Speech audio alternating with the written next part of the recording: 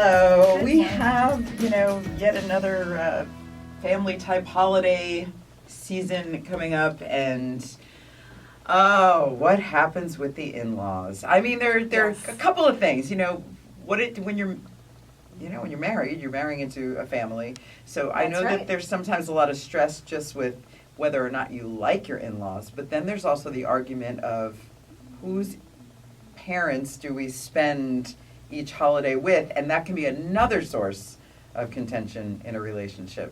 That's Divvying true. up the holidays, I want to see my mother, but I don't want to go to your mother's house because she doesn't treat me right, and or the guilt factor. My mother expects us to be there. She wants to see the grandkids. A lot of pressure. Wow. There's a lot of pressure. When a couple falls in love and they decide to be together, it's all wonderful at the beginning. Sure. And then as the relationship develops over time, you realize, oh, my partner, my future spouse, has a family, and I'm marrying into the family as well. So it does present challenges in terms of holidays, in terms of how often you're going to have them over. How you get along when you're all sitting at a table together. Well, Yeah. I have a bit of experience with in-laws, You think? having had enough to field possibly an entire baseball team. There you go. But I will tell you that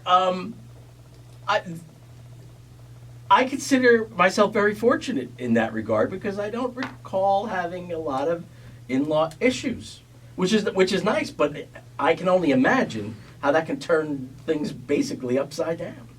It can present many, many challenges. It really can. I really want to encourage people, though, to remind themselves that your partner's parents raised your partner.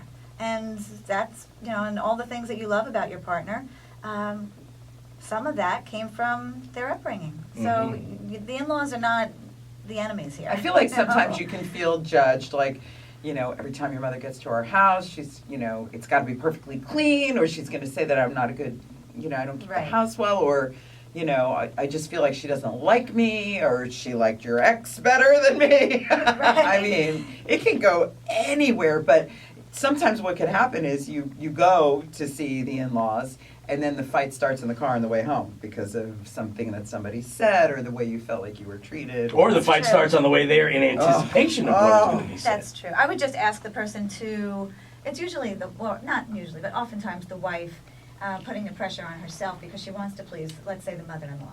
And she wants her husband to take her side and not his mother's side. That's true. Well, if that's what it there's will something ultimately turn into because That's she's true. looking for a little support, and then when she doesn't get the support, then it becomes a thing. Yes, Right. yes. And then Oh. there's sister-in-laws and Oh. brothers-in-law and all, so it's not just the parents-in-laws, but And, it's yeah. the whole family. And I don't care if your mother wants to give my child this, but it's my child and he's not eating this. It could Wow, go it sounds to me like Liz has the entire script I think she does. in her I think mind. she's got She it- knows what's she's going to got it all happen. set. Yeah. She's got it all set.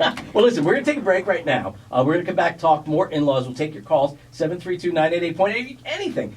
Something bugging you about the in-laws, just a question about how you should handle a certain situation. Stacy is here to help, 732-988-point. Stacey Rose and Liz, we've been talking to Stacy this morning about a very touchy topic. Yeah, the In-laws. in-laws. Yes. We actually got a couple of questions online, and one of them was, what do you do when you're feeling like one of your in-laws, your mother-in-law or your sister-in-law, is really doing things that are upsetting you, yet to everybody else she seems fine, and you feel like you're losing your mind because she's presenting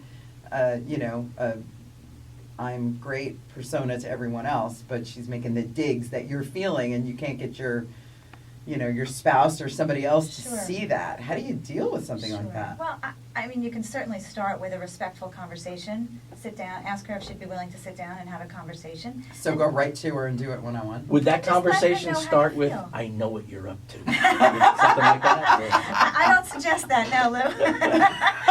I suggest something a little bit more like, I have a couple of concerns that I'd like to discuss with you. Is now a good time? And if she says, sure, what's up? You can say, sometimes I feel either criticized or judged, and it concerns me because I want to have a good relationship with you. And see what she says.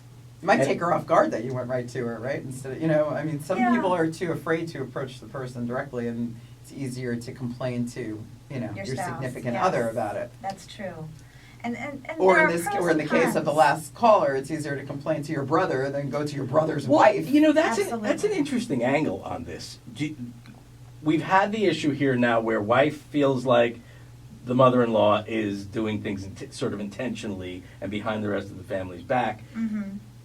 Would you recommend, and I know communication's a big thing, but if you go to your husband with that, Yeah. the reaction is probably not going to be a warm one. So is it something that you do bring to your husband, or you try to handle it before it gets there? It's all in the how. It's all in the delivery. I do think it's important to be able to talk to your spouse about how you feel about his or her family, but it's got to be very respectful. I would recommend it starts with something positive. Honey, I love your family and I appreciate all that they do for us and our kids. And at the same time, I have this or that concern, and to express that.